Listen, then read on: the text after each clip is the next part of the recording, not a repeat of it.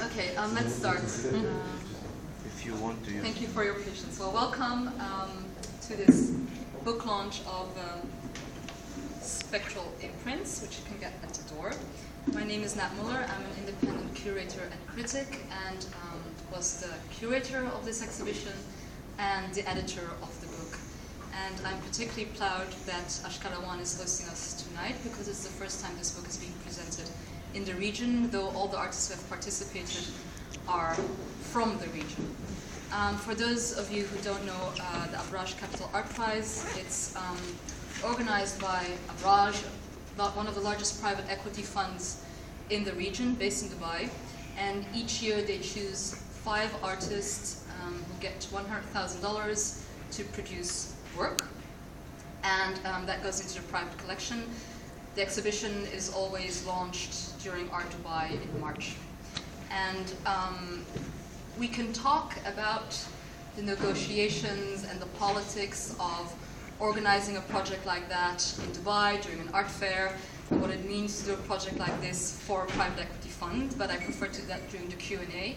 For now, I prefer to focus on the work and the thematic and curatorial concepts that ran through the exhibition and also that have been replicated within the book. And the title Spectral Imprints really speaks about how we narrate history, especially now at a time where we feel that we're on the cusp of history, whether we're speaking about large political shifts within this region, but also economic crisis. We feel like certain political and historical models are actually coming to their end or don't work anymore. So it's important to actually navigate and negotiate how do we write history, how can we give it form materially, what is left out, what is brought in, and what is this ghost, this spectre of history that keeps haunting us into the present. So that's basically what all these artists have brought into their works. They have proposed works independently and were selected by an independent jury. And as a curator, I had to come up with a unifying narrative that would somehow provide a frame through which we can see or read these works. And surprisingly, they all dealt with history and in which, how can we materialize history? Which forms do they take? How do we deal with memory? How do collective stories and individual narratives speak to each other?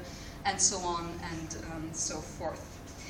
Something I would also like to focus on today is this trope of repetition.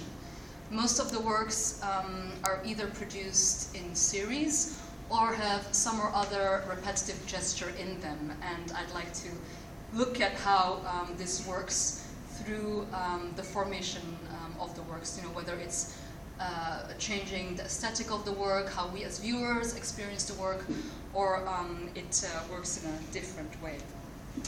So joining me today is Raed Yassin, who I have been told you've had an overdose already of this month, but it's going to be the first time Raed is actually going to do an artist talk in Beirut. I think most of you probably know him as a musician. Raed was one of the recipients of the Abraj Cultural Art Prize, and you see in the back his vases. That's the work China that he produced. So we'll speak in general about his practice, but also about how his interests have led to the work that he produced for Abraj. And then later on, I'll do a reading with Fadi Tufayli, who is a writer, poet, translator, and journalist, and the editor of a new journal here in Beirut called Portal 9. I commissioned Fadi to write a short story for the book that's based on issues of memory, history, tactility, materiality, and Fadi wrote a beautiful story in Arabic. I'll read excerpts in English, and Fadi will read some excerpts in Arabic. So,